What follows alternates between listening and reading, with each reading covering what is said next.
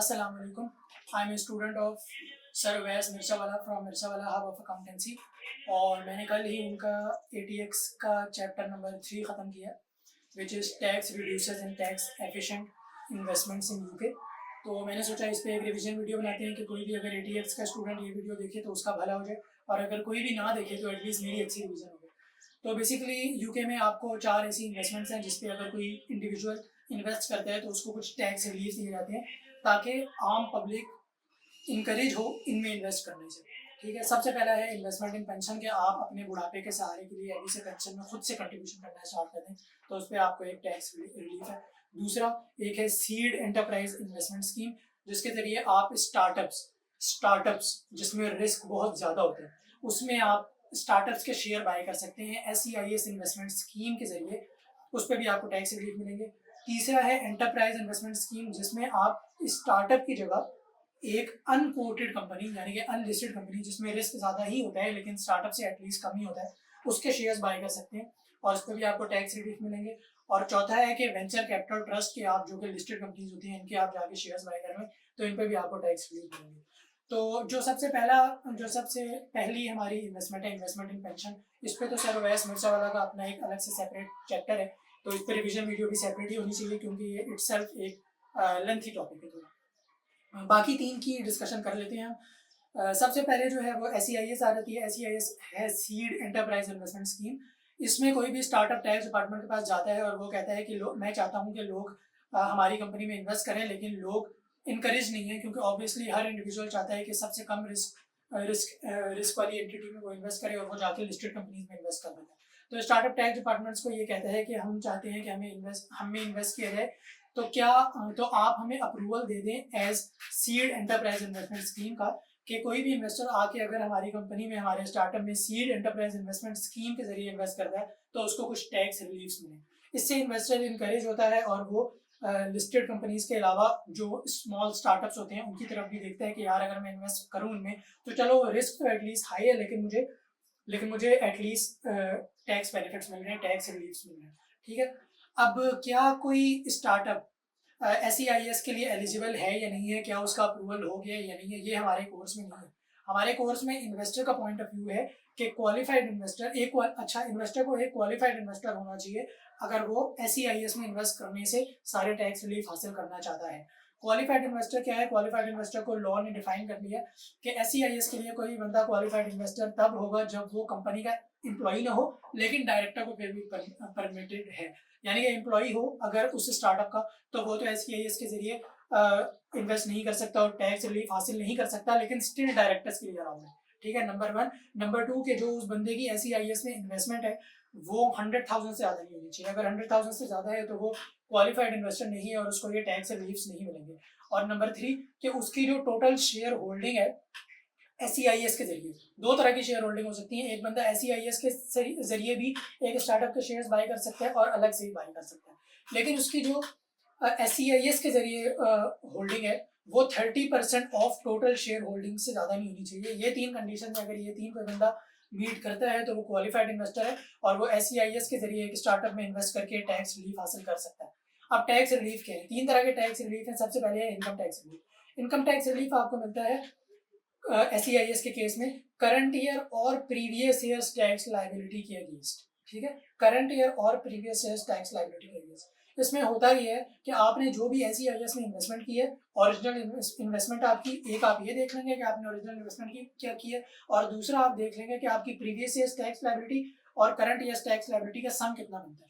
इसका जो भी लोअर है वो आपको टैक्स रिलीफ मिल जाएगा जो आप क्लेम कर सकते हैं पहले इस साल की करंट ईयर्स की टैक्स लायबिलिटी के अगेंस्ट, और उसके बाद भी अगर आपका कोई टैक्स रिलीफ बच जाए, इनकम टैक्स रिलीफ, तो आप वो कैरी बैक भी कर सकते हैं और प्रीवियस ईयर की टैक्स लायबिलिटी के अगेंस्ट भी सेट ऑफ कर सकते हैं, यानी कि पिछले साल के लिए आपको रिफंड क्लेम करना पड़ेगा। ठीक है, तो ये आपको एक टैक्स रिलीफ है जिसके जरिए अगर प्रैक्टिकली देखा जाए तो आप ऐसा भी कर सकते हैं कि आपकी पिछले साल की और इस साल की पूरी टैक्स लायबिलिटी माफ हो। ठीक है, एक तो ये टैक्स रिलीफ हो गया। दूसरा टैक्स रिलीफ है आपको CGT रिलीफ ऑन री इन्वेस्टमेंट, CGT री इन्वेस्टमेंट रिलीफ। इसमें ये होता है कि आपने कोई भी अपना एसेट बेचा, कोई भी एसेट, इवन प्लॉट है या कोई भी एसेट है आपने बेचा और उसके डिस्पोजल से जो भी पैसे आपको रिसीव हुए वो सारे आपने SEIS में लगा दिए। ठीक है। तो आपको लॉ ये अलाउ करता है, यूके ये अलाउ करता है कि आपने जो पैसे लगाए हैं आपने जो प्रॉपर्टी बेची थी या कोई भी आपने एसेट बेचा था उस पर जो भी आपको कैपिटल गेन आया ना, आपने कैपिटल गेन कैलकुलेट किया, उसका 50% ऑफ दैट कैपिटल गेन या जो अमाउंट आपने री इन्वेस्ट की उस डिस्पोजल से SEIS में, उस इन दोनों का जो भी लोअर होगा वो आपको अलाउड होगा एज बेनिफिट। ठीक है, उसका आप बेनिफिट क्लेम कर सकते हैं। 50% ऑफ कैपिटल गेन जो कि उस प्रॉपर्टी को, उस एसेट को बेचने से आया है, और जो आपने उससे आने वाला पैसा इसमें लगा दिया है वो, ठीक है, जो भी लोअर होगा उसका आपको क्लेम मिल जाएगा। और इसमें टाइम लिमिट जो है वो बहुत ज़्यादा है कि अगर आप एक एसेट बेच देते हैं, अगर आप SEIS में पैसे पहले लगा देते हैं, 1 साल पहले पैसे लगा देते हैं, एसेट बाद में बेचते हैं और जाकर टैक्स डिपार्टमेंट को कहते हैं कि यार जो मैंने पहले पैसे लगाए थे और बेसिकली इस एसेट को मैंने बेचना था और इसी के पैसे मैंने एडवांस में लगा दिए थे और मैंने इस तरह से हमारे पास कैश एक्सेस था तो मैंने इस तरह की अरेंजमेंट कर ली थी, इवन टैक्स डिपार्टमेंट आपको तब भी अलाउ कर देते हैं। ठीक है, तो 3 साल बाद और 1 साल पहले आपको अलाउड है। काफ़ी इसमें मज़े का टाइम पीरियड है और थोड़ा टेक्निकल भी है।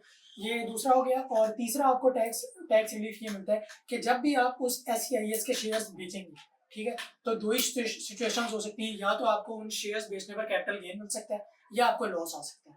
अगर आपको कैपिटल गेन मिलता है और आपने उन शेयर्स को 3 साल के अंदर अंदर बेचा है, लेने के 3 साल के अंदर अंदर, तो वो कैपिटल गेन आपका जो है वो टैक्सेबल होगा। लेकिन अगर आप 3 साल वेट करते हैं, होल्ड करते हैं शेयर्स को, जैसा कि पाकिस्तान में भी रूल्स हैं इस तरह के, अगर आप 3 साल शेयर्स को होल्ड करते हैं उसके बाद बेचते हैं और आपको कैपिटल गेन आता है, तो आपका कैपिटल गेन पूरा का पूरा आपका माफ होगा, उस पर आपको कोई भी टैक्स नहीं देना पड़ेगा।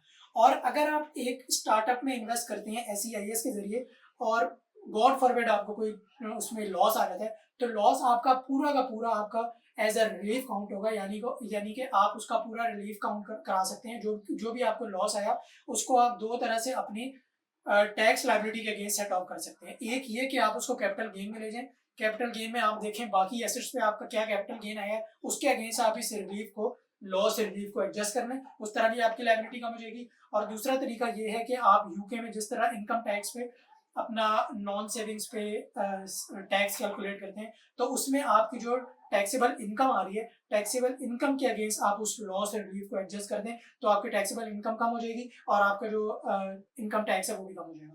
दोनों तरह से लॉ ने आपको अलाउ किया है, आपकी मर्जी है आप लॉस आने पर उस लॉस रिलीफ को किस तरह क्लेम करते हैं। ठीक है, ये 3 बेनिफिट्स है।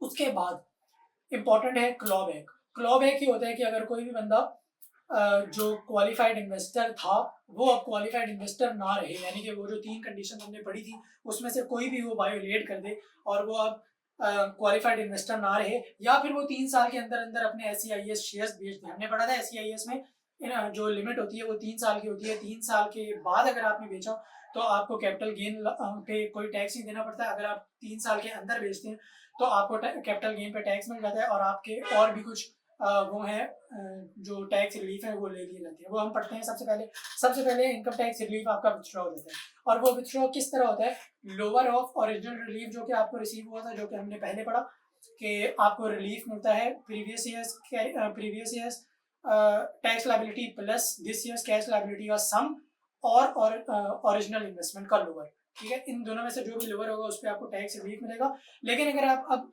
क्वालिफाइड इन्वेस्टर नहीं रहे या फिर आपने 3 साल के अंदर अंदर बेच दिया है, तो ये आपका जो रिलीफ है ये वो हो जाएगा, रिवर्स हो जाएगा। किस तरह होगा, आप देखेंगे कि आपको इन दोनों में से ओरिजिनल रिलीफ मिला क्या था, और दूसरा आप देखेंगे कि जो शेयर्स बेचे हैं उस पर आपको डिस्पोजल प्रोसीड्स की आई into effective rate of relief.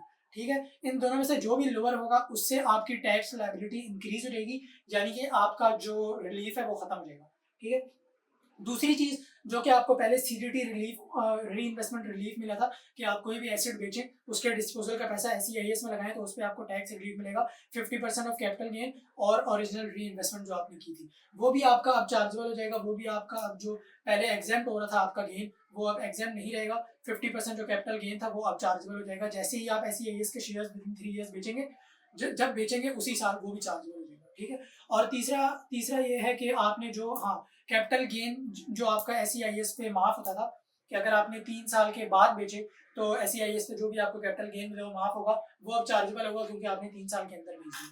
ठीक है, ये SEIS यहाँ पे कंप्लीट हो जाता है। यही इसका कॉन्सेप्ट है और इसी के इर्द गिर्द एग्जाम में आपके जो कॉन्सेप्ट जो मार्क्स हैं वो घूमेंगे, यही कॉन्सेप्ट्स आपको अप्लाई करने पड़ेंगे। और उसके बाद जो दूसरी इन्वेस्टमेंट आ जाती है जिसपे आपको टैक्स रिलीफ मिलता है वो होती है एंटरप्राइज इन्वेस्टमेंट स्कीम। अच्छा, जो SEIS इन्वेस्टमेंट स्कीम है ना और जो एंटरप्राइज इन्वेस्टमेंट स्कीम है इसमें 5 to 6 डिफरेंसेस हैं। एक डिफरेंस ऐसा है कि अगर आप उसको तोड़ेंगे तो 5 अगर 6 बन जाएंगे, और अगर आप उसको मिला के एक डिफरेंस मानेंगे तो 5 डिफरेंसेस बन जाएंगे। सबसे पहली बात, SEIS होती है स्टार्टअप्स के लिए। स्टार्टअप्स होते हैं ज़्यादा रिस्की। अगर हम एक रिस्कीनेस का चार्ट बनाएं तो स्टार्टअप जो है वो सबसे ज़्यादा रिस्की होते हैं। उसके बाद अनकोटेड कंपनीज होती हैं जो कम रिस्की होती हैं। उसके बाद लिस्टेड कंपनीज होती हैं जो कि बहुत ही कम रिस्की होती है, क्योंकि उसके शेयर्स आप बड़ी आसानी से कभी भी स्टॉक मार्केट में बेच सकते हो। ठीक है, अब जो यूके टैक्स रिलीफ आपको प्रोवाइड करता है वो रिस्क की बेस पे प्रोवाइड करता है, क्योंकि SEIS में सबसे ज़्यादा रिस्क होता है तो उसमें टैक्स रिलीफ भी सबसे ज़्यादा होता है। उसके बाद जो आप EIS के जरिए अनकोटेड कंपनीज के शेयर्स बाय करते हैं उनमें रिस्क कम होता है तो टैक्स रिलीफ भी कम होते हैं। टैक्स रिलीफ किस तरह कम होते हैं? जो SEIS में हमने पढ़ा कि 3 टैक्स रिलीफ आपको मिलते हैं, वही 3 टैक्स रिलीफ यहाँ पे भी होते हैं और उसको हम डिस्कस कर लेते हैं। पहला टैक्स रिलीफ जो हमने SEIS में पढ़ा था वो था इनकम टैक्स रिलीफ। यहाँ पे भी इनकम टैक्स रिलीफ होता है, लेकिन वहाँ पे क्या था कि 50% ऑफ द ओरिजिनल अमाउंट था। 50% of the original amount, yes, 50% of the original amount आपको इनकम टैक्स रिलीफ मिलता था। यहाँ पे 50% ऑफ द ओरिजिनल अमाउंट नहीं मिलेगा, बल्कि 30% ऑफ द ओरिजिनल अमाउंट मिलेगा, और उसको आप कंपेयर करेंगे विद प्रीवियस ईयर्स लायबिलिटी और करंट ईयर्स टैक्स लायबिलिटी, जो भी लोअर होगा उसका आपको इनकम टैक्स रिलीफ मिल जाएगा। 1 नंबर 2, जो CGT री इन्वेस्टमेंट रिलीफ हमने SEIS में पढ़ा था उसमें यह था कि 50% कैपिटल गेन आपका एग्जेम्प्ट हो जाता था। एग्जेम्प्ट यानी कि आपने जिंदगी भर 50% कैपिटल गेन पे टैक्स नहीं देना अगर आप 3 साल उन SEIS शेयर्स को होल्ड करके रखते हैं। अगर 3 साल से पहले बेच देते हैं तो वो जो 50% कैपिटल गेन आपका पहले एग्जेम्प्ट था वो आपका टैक्सेबल हो जाता है। ठीक है, EIS में ये है कि EIS में कोई भी कैपिटल गेन की एग्जेम्पशन नहीं है। अगर आप कोई एसेट बेचते हैं, एसेट का पैसा, डिस्पोजल वाला पैसा आके EIS में लगा देते हैं और आप अनकोटेड कंपनीज के शेयर्स बाय कर लेते हैं, तो वो जो पहले 50% कैपिटल गेन आपका एग्जेम्प्ट होता था SEIS में, वो इस बार एग्जेम्प्ट नहीं होगा, आपका डेफर हो जाएगा। डेफर का क्या मतलब है कि आपने आगे जाके उसका टैक्स पे करना है, इस साल नहीं पे करना। और आगे कब पे करना है? जब आप इन EIS शेयर्स को बेचेंगे। जब भी आप EIS शेयर्स को बेचेंगे आपको ये वाला 50% कैपिटल गेन भी पे करना है। ये आपका एग्जेम्प्ट नहीं हो रहा EIS में, बल्कि डेफर हो रहा है, आगे जा रहे हैं। इस साल नहीं पे करेंगे, आगे जाके जब आप इन शेयर्स को बेचेंगे तब पे करेंगे।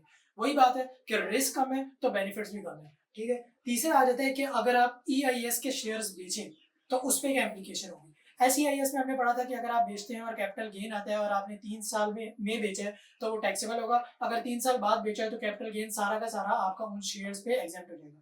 ठीक है, यहाँ पे ये है कि अगर आप बेचते हैं विद इन 3 ईयर्स तो आपका कैपिटल गेन स्टिल वो होगा, क्या कहते हैं, टैक्सेबल होगा। और अगर आप 3 साल बाद बेचते हैं तो आपका कैपिटल गेन सारा का सारा माफ होगा। बिल्कुल सेम है जैसे SEIS में था वैसे ही EIS में, तो आपको कुछ भी नया पढ़ने की जरूरत नहीं है।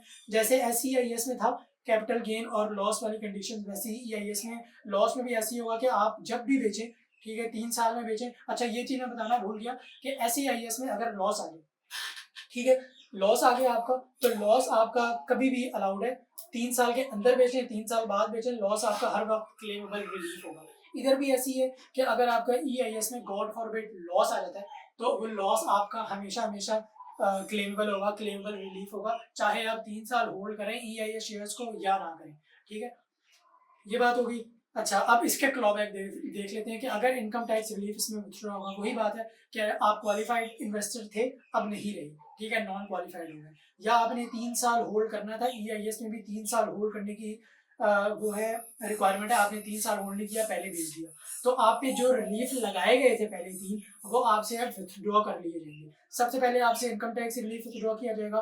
वो किस तरह किया जाएगा कि SEIS में था कि आपको ओरिजिनल रिलीफ जो आपको पहले ग्रांट हुआ था वो, और disposal proceeds into effective rate of interest पे जो भी लोअर होगा उस पे आपसे इनकम टैक्स रिलीफ विथड्रॉ कर लिया जाएगा।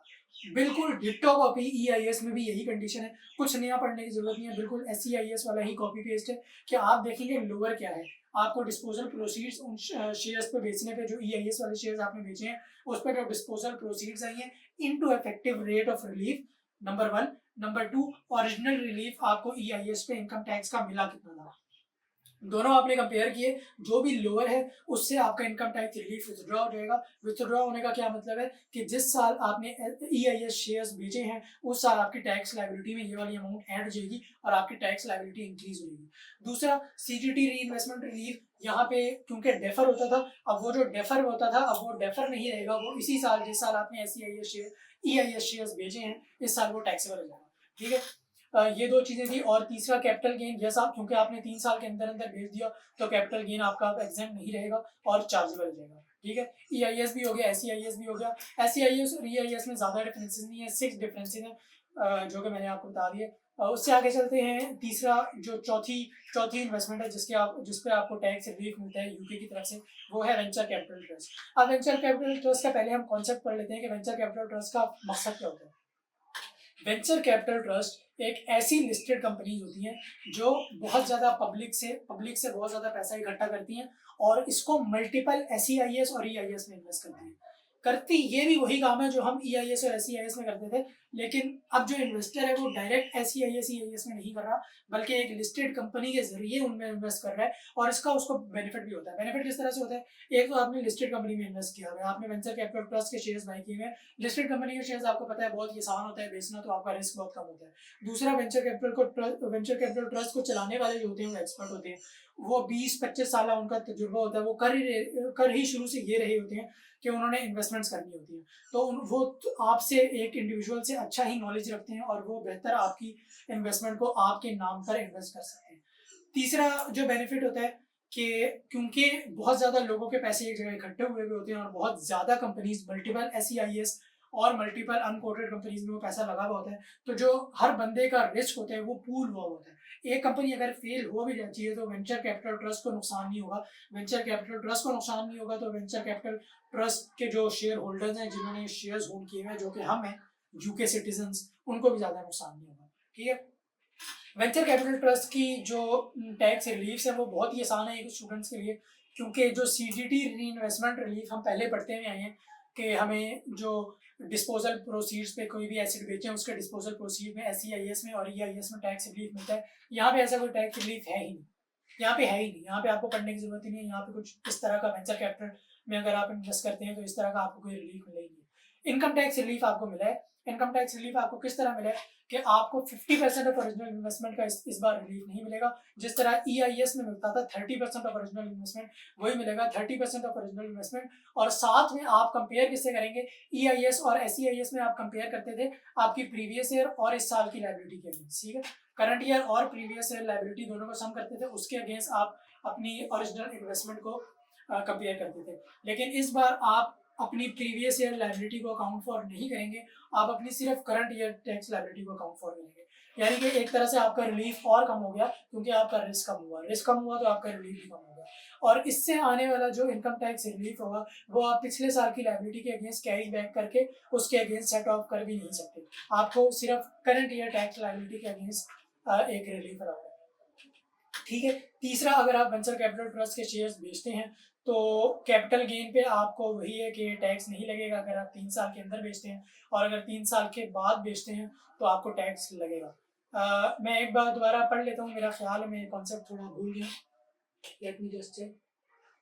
अच्छा, मेरा लैपटॉप बंद हो गया, लेकिन जहाँ तक मुझे याद पड़ता है वो ये है कि कैपिटल गेन, हाँ याद आया, सर ने पढ़ाया था, सर वैस मिर्जा वाला ने पढ़ाया था, मैं भूल गया था कि जो वेंचर कैपिटल ट्रस्ट में हमारी इन्वेस्टमेंट्स होती है ना वो नो गेन नो लॉस होती है।